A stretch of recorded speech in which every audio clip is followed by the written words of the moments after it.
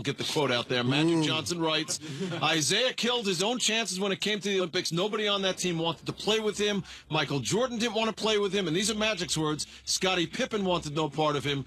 Bird wasn't pushing for him. Karl Malone didn't want him. Who was saying we need this guy? Nobody. When this HIV announcement came and the reaction of all these people around him, people that he thought were his friends, to back away and to shy away from him, and then to find out that Isiah Thomas, the one guy he thought he was going to be able to count on through all this, to find out that he was questioning Irvin's sexuality, how he got this disease, and questioning people about it, it was devastating to him.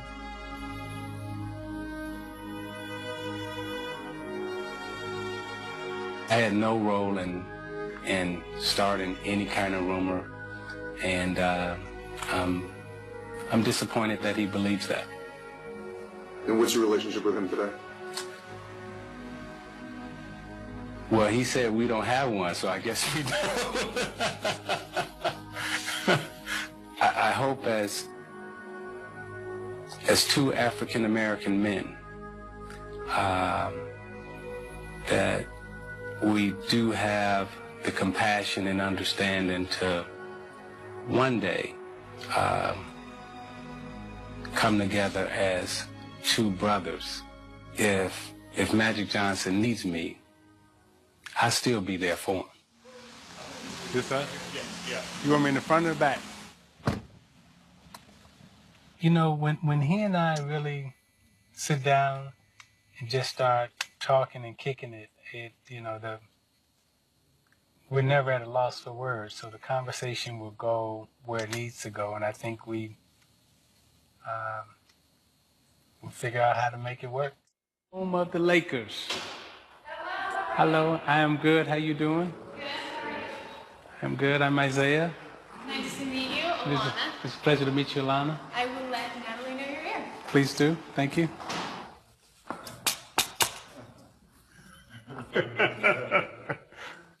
I want to see the court. You know I'm gonna have to go shoot a jumper in that gym now. Just to say I shot one. See, I knew you was gonna have a towel. I told Lynn, I said when I leave, right? You know I got dressed, right? You know I got dressed. I got dressed, right? And I was like, how's this? She's like, nah, you can't wear that. I'm gonna hold this one. I think I want you there. Correct, sir. You're correct. Not just what you know as as you got the socks on. I'm trying to, do something. We both got to do what we do. I was way ahead of my time. I say, now they wearing mismatched shoes. Remember I had the mismatched shoes. I was like, come on, this gonna be the style. You was like, nah. Now they doing all that. Now they doing all that. Yeah, I was like, come on now. Yeah, it's funny, like, you coming to interview me. I was like, you ain't coming to interview me. We gonna interview each other. That's how we do it around here. They said, so you got an hour. I said, it's gonna take us a half hour just to say hello. Let me know when y'all ready. See, you and I started the NBA All-Star game being what it was. Yeah. And we gonna make them come up out of their seat. Yeah. Remember that? Yeah. Remember that? Remember that? The first 10 minutes.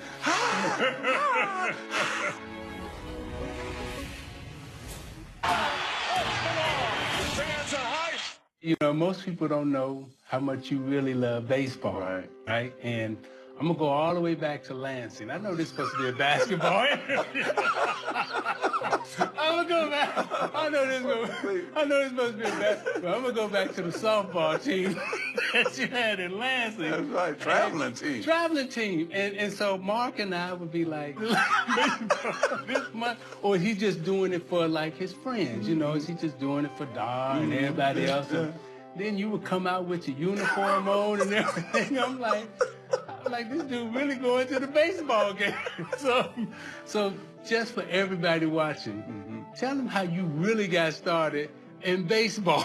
Exactly. I would go home every summer after finishing our season with the Lakers, and I would get on that team, play either first or third base. We know. You would come home after the finals, Yep, right? yep, After the finals, yep, right? yep. Win or lose. Yep. You know, the next 2 days later, you got on the baseball uniform talking about, come on, man, we got to get this win. We traveled all over the state of Michigan. We traveled around the country. I even brought that team out here to play the Jacksons. People don't know that. We played against Randy Jackson, Jermaine Jackson, Jackie Jackson, and their softball team. And we had a big park full of people. They couldn't believe it. And Michael, they thought, where's Michael at? Well, Michael didn't play. He didn't want to come out. But we went to their house afterwards. So, and you and I, people don't realize this. Where our camera at, man? We got to look into the camera. Him and I went on tour with the Jacksons. We also did dates with Prince. Yep. I tried to surprise you today. I tried to call Jackie to see if he would come over. That would go be a real surprise.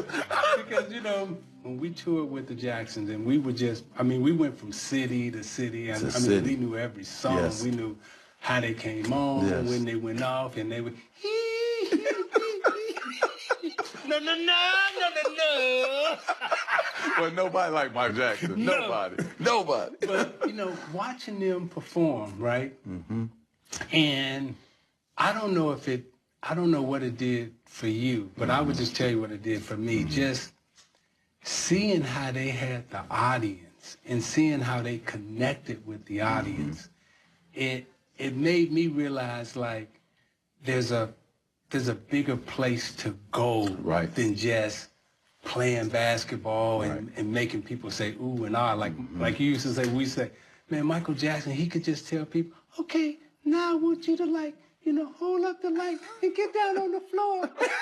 And they would do it. 20, 30, 50,000 in stadiums, sometimes 60, 70,000. Yeah. It's amazing. So that connection, like, and you had that with the fans out here. Like, your no look, you know, you can point. I mean, and you just had the Laker fans, California, like, in the palm of your hand. Dick, start him for you right away. Go get him, Magic. Thank you. And here he comes from behind the back, a fake. Oh, the pass. Here we go. And that's the first apiece. How did that feel at such a young age? And by the way, how did you handle it? Well, I think, you know, you only can do that if you excel, right, at your craft and at your game. My whole thing, just like yours, was to win. Yeah. I just wanted to win. Right? And everything. At everything. Don't tell anybody all my secrets. And everything.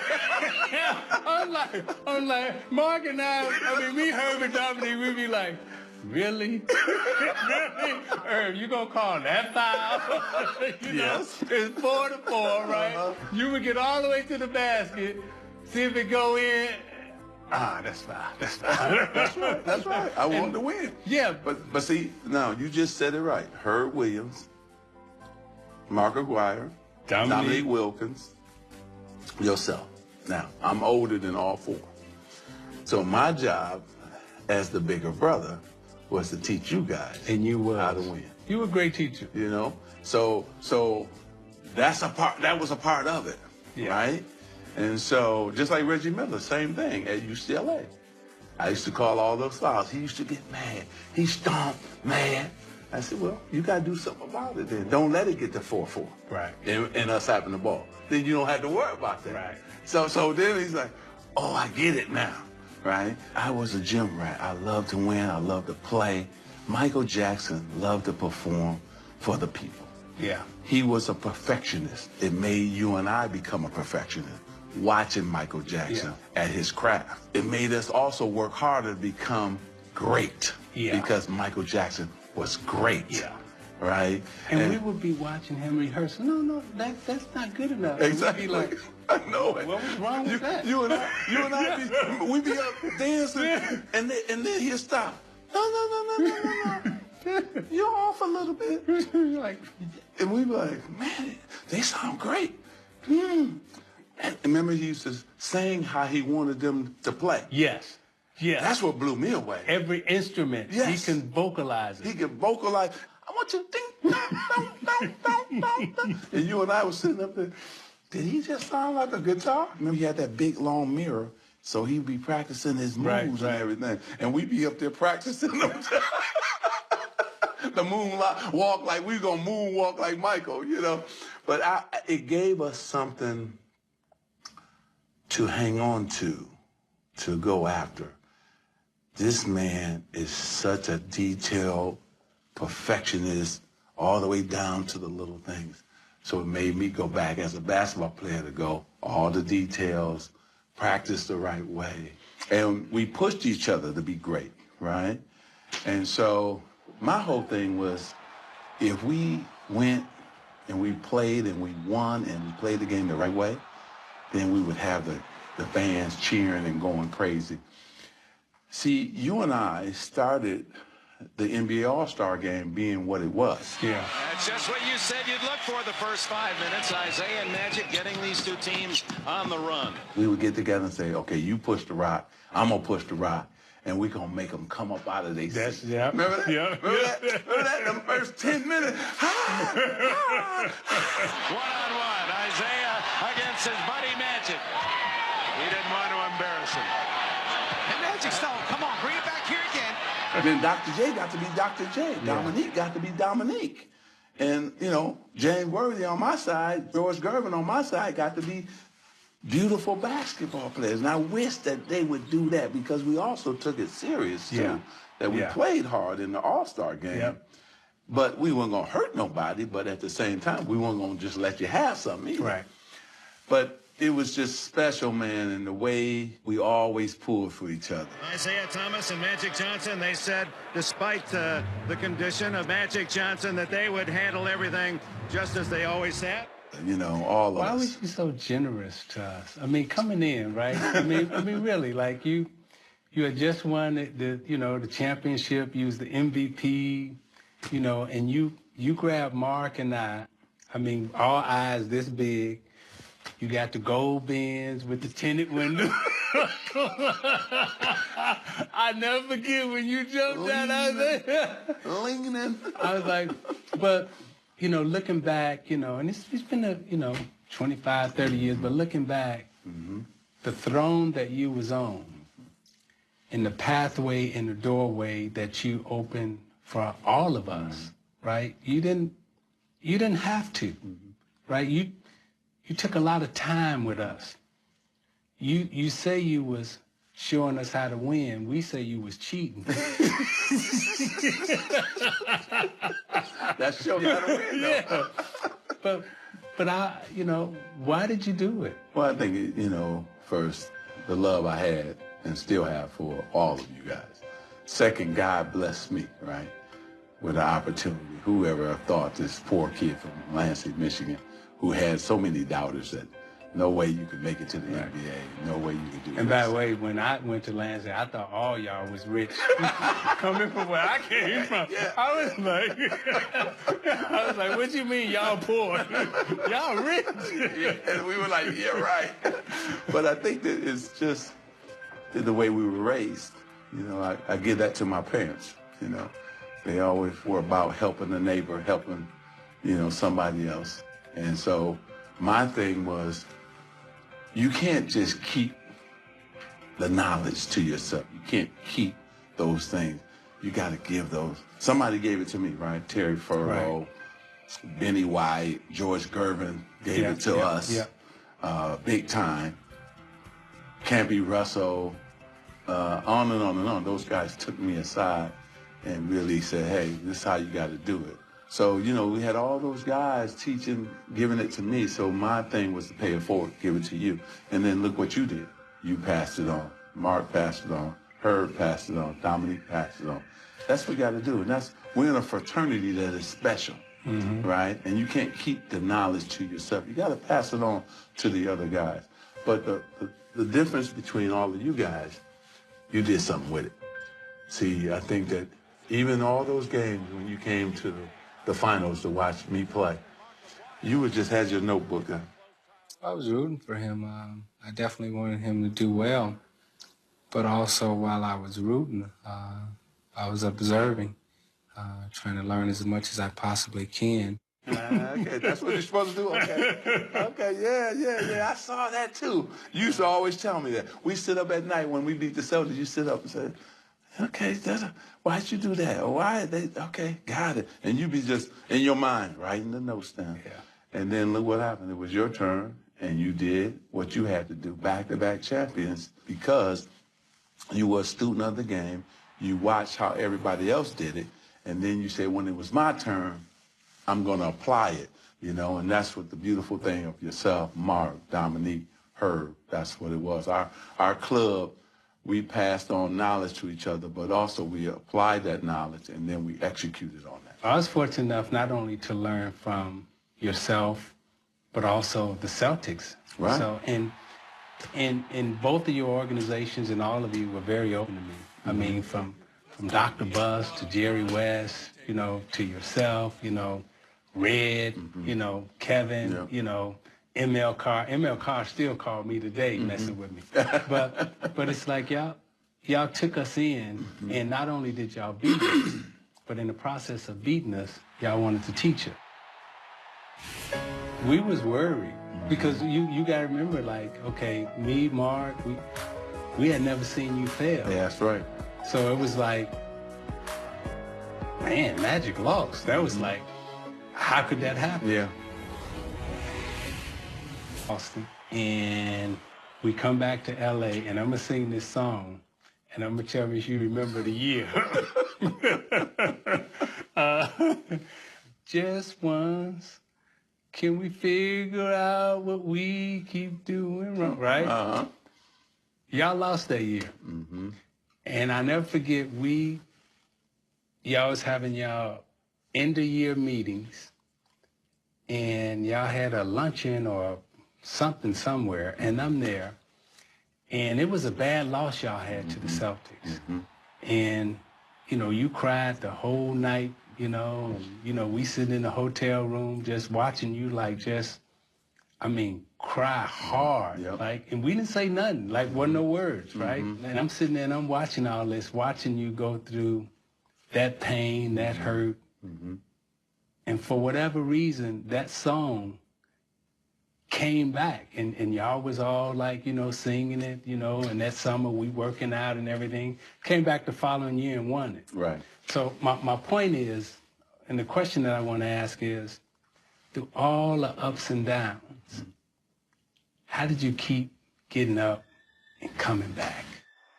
Pain of losing. And that year, that was 84. You know, I had excelled every time. State high school championship, college championship, first year, 80, 82. I never failed, you know, and it was my fault that we lost that championship. That was my fault. I turned the ball over, made some bad decisions. And, man, I cried, not only that night and the next night, but also all summer. Really. All summer. Yeah. I mean, and stayed in the house a lot, too. Yeah. We was worried because you got to remember, like, okay, me, Mark, we had never seen you fail. Yeah, that's right. So it was like, man, Magic lost. That was like, how could that happen? Yeah. Right? Yeah. But to watch you just dig, you know, internally.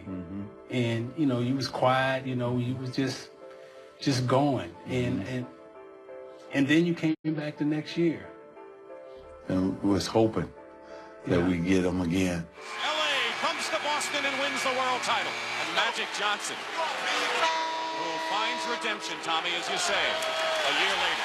One long year and redemption for one Magic Johnson. Now you can tell us just how much it bothered you a year ago when they said you choked in the championship series. Well, it bothered me. You know, anytime you make mistakes to probably lose the championship, then it bothers you. You know, no question about it.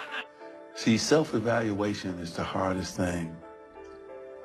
To critique yourself, to check off your weaknesses, that's hard for any person to do. So I had to go deep inside myself and say, hey, I'm not as good as I thought I was. I got to go back to the lab. I got to go to work. And so we went to work. We went to work that whole summer. Yeah, you went to work on us. And not just you two either, three. Man, I was trying to go to work on everybody. And all that pain, I put it on everybody else. Like, yo, man, hey, this ain't the final. I mean, you remember that summer? You and Mark almost got into it. Like, exactly. Wait, so we playing, right? And I tell you, remember this. So we up at was it Genesis? And y'all going back and forth. Y'all going back and forth. And you call foul. Yeah. And Mark like, nah, that ain't no foul. And you're like, nah, that's a foul. And then y'all go back for about like, maybe about 30 seconds. And then I hear Mark say the magic word, mother. I was like, hey. Hey, y'all. But you was getting ready to fight. Like, and I'm looking at you like, this dude think he like in the garden, like man. It's just fun. But every game, every. But that's the pain. That's the pain of losing, and also have to really come back and be better. And the pain caused me to get into an argument with one of my closest friends, right? Because it wasn't that game, it wasn't that moment. It was about the Celtics, and it's about me not performing to my ability in that 7-game series. But the good thing about us, we understood that. So once the games were over, well, we're going to get something to eat. Let's go get this tuna milk. Exactly. Let's go get this sandwich. And we're going to sit up all night. We're going to sing songs. Yeah. And then, we're going to get up in the morning, go back to that gym. I had you guys to help me through that pain. Right. Right?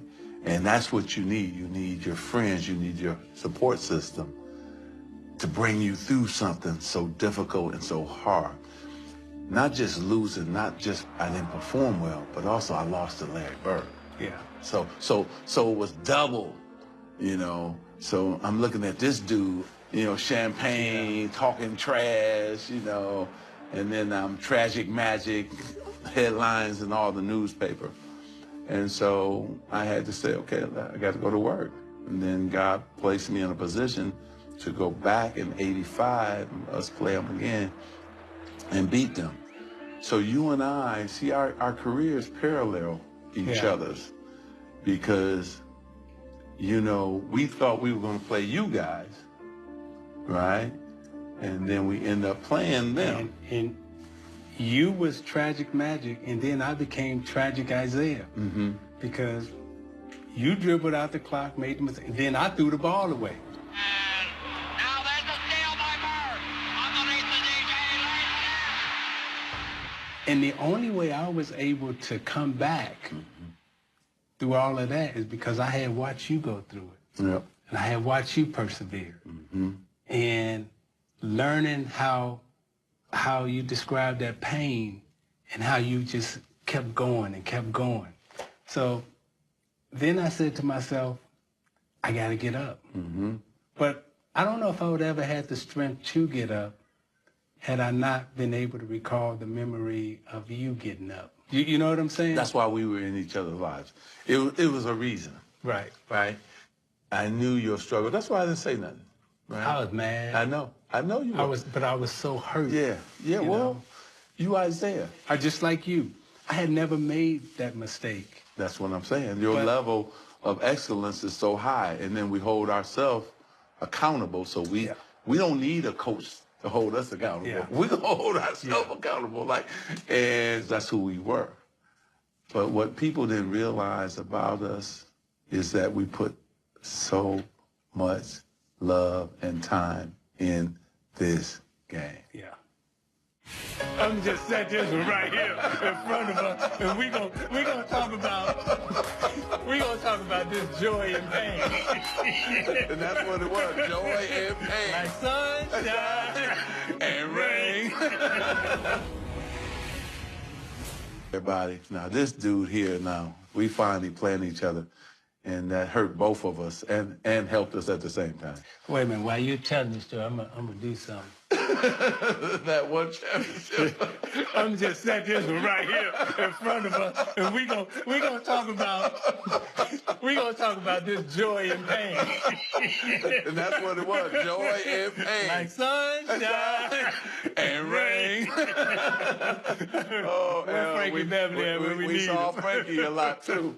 But you know, I tell you, it's incredible that we were with each other when we both lost, when we both made mistakes, when we both said we got to go to another level, right?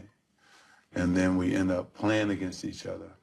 1988. Isiah and Magic. Bill, what kind of game can you anticipate here? Well, one thing for sure, they won't be talking to each other once that ball goes up in the air. Kyrie, they think all the dudes dribbling now?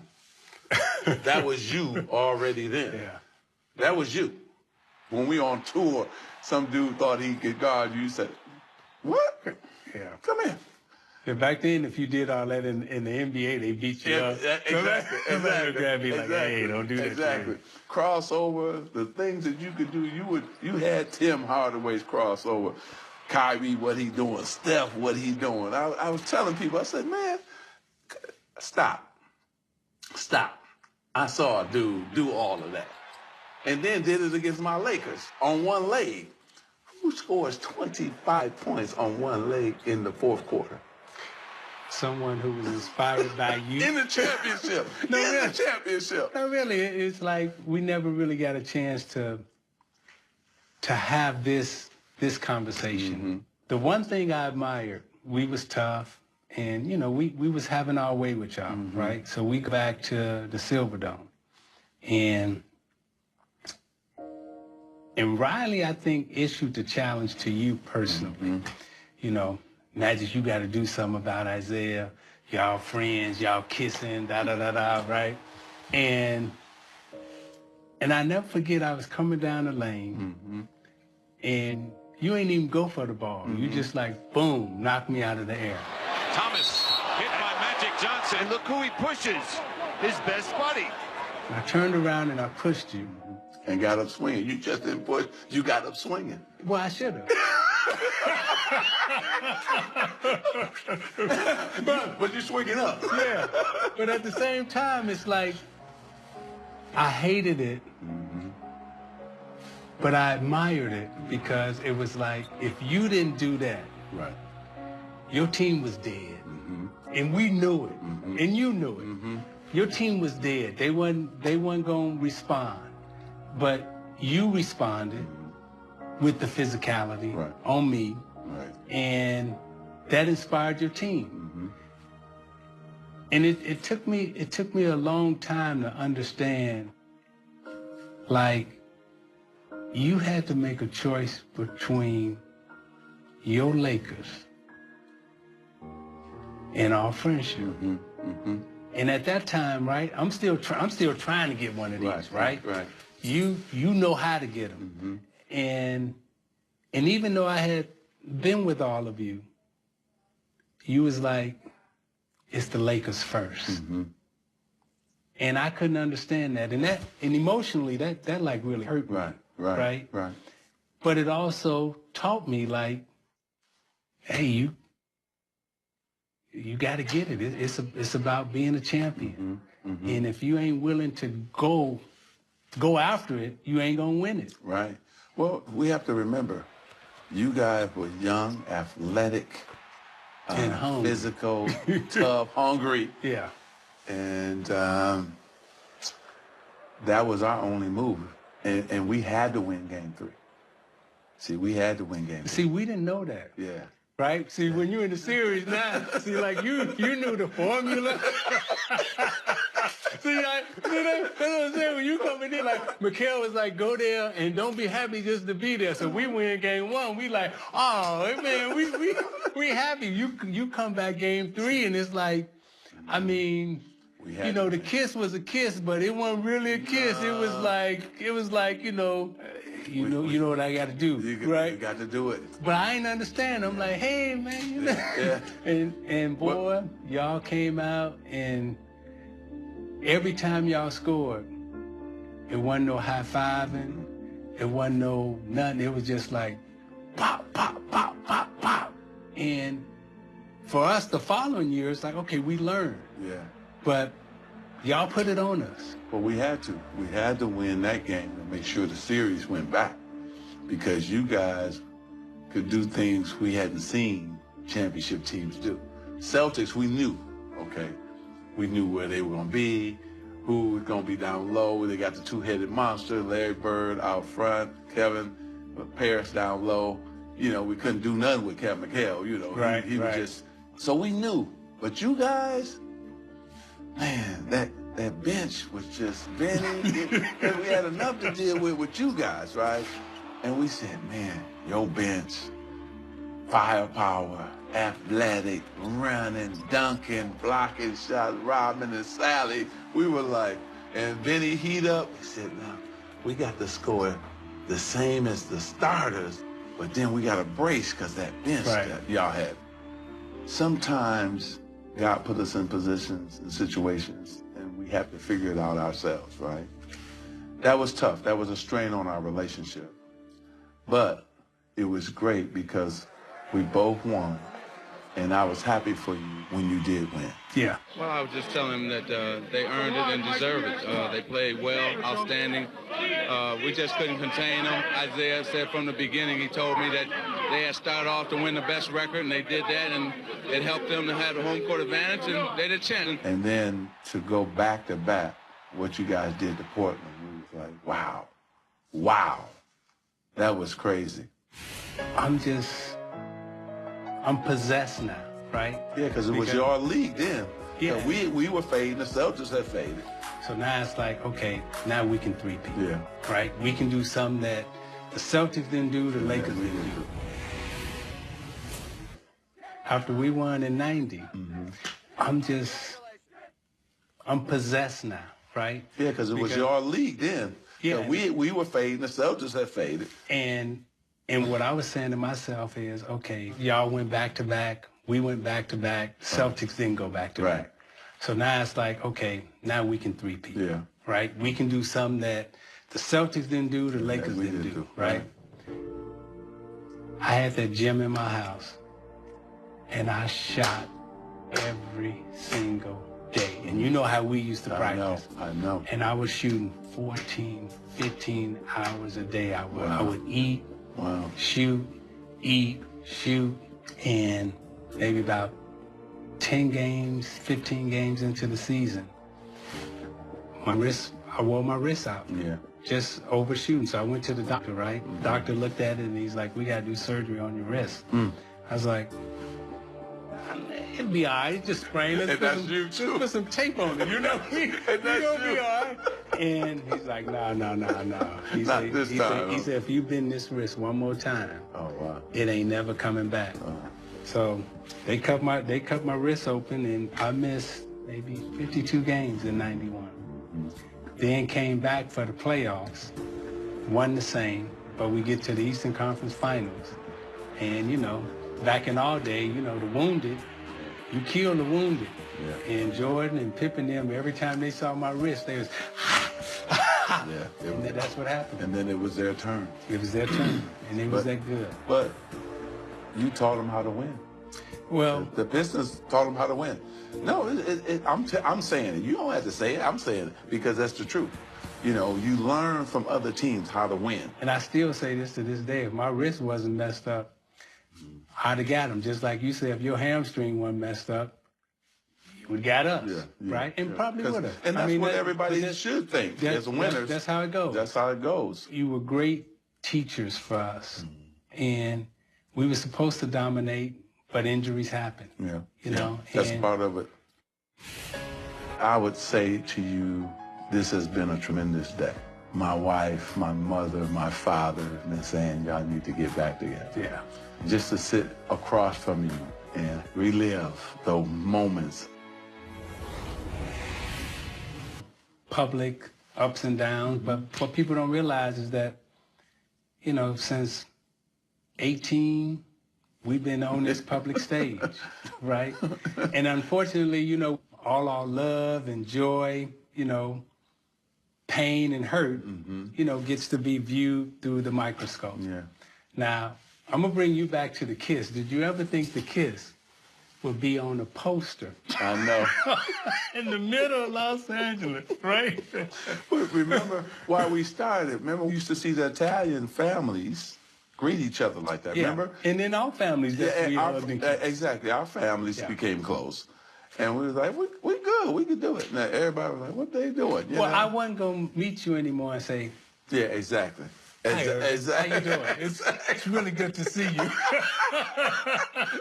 And that's what, we could be friends, we could show male affection toward each other and go out and do our job and do what we were supposed to do. Lynn, your wife, Cookie, my wife, were friends, tight as well. We all used to go on vacation together. Remember, we go to Hawaii, dominate in pool, volleyball. Oh, man, the times we had. Look at our lives. Okay, we went through the basketball thing. We both win the championships. We retire.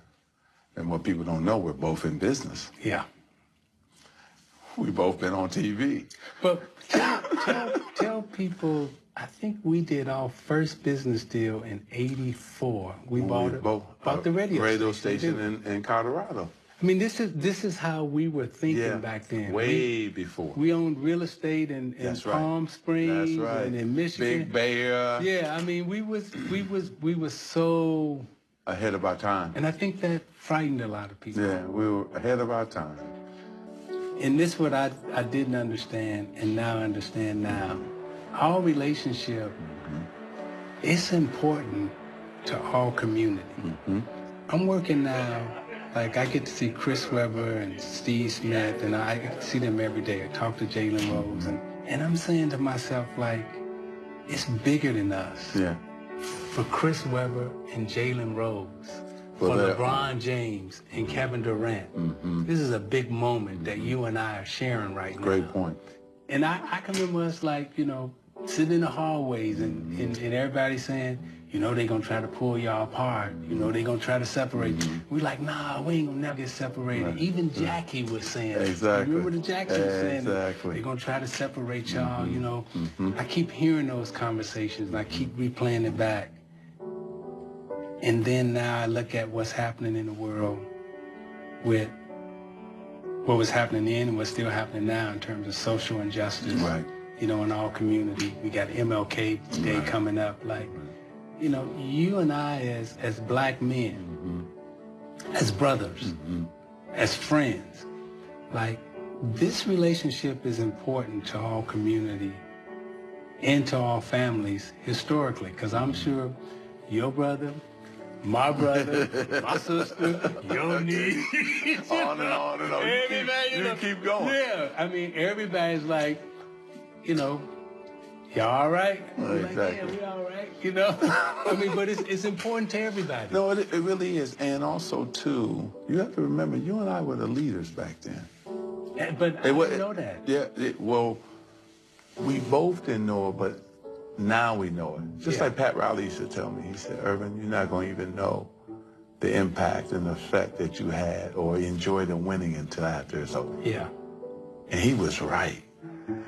You know, we were in the moment.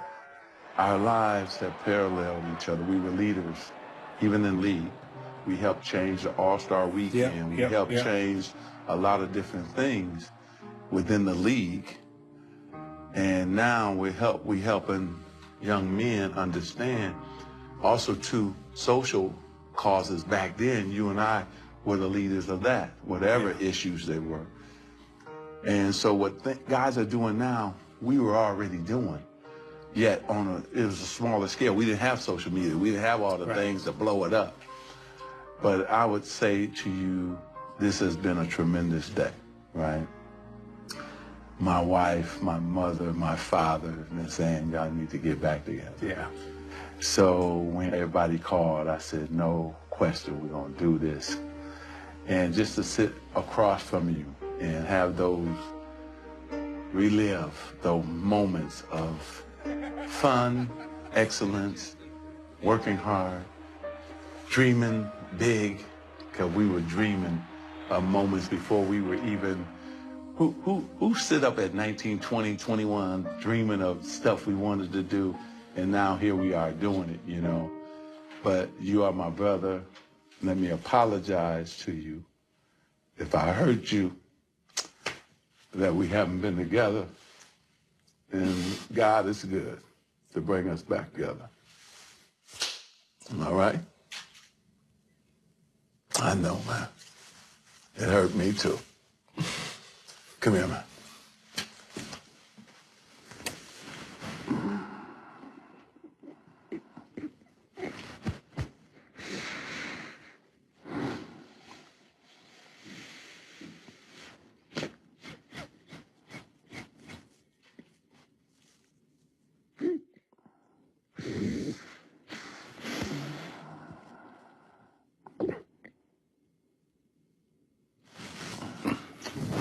It's all good, baby.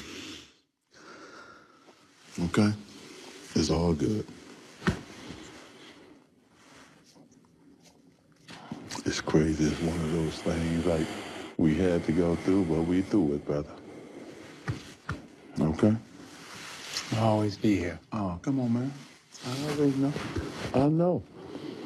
I know. I'm still mad that you beat me. You gonna be mad. We both gonna be mad.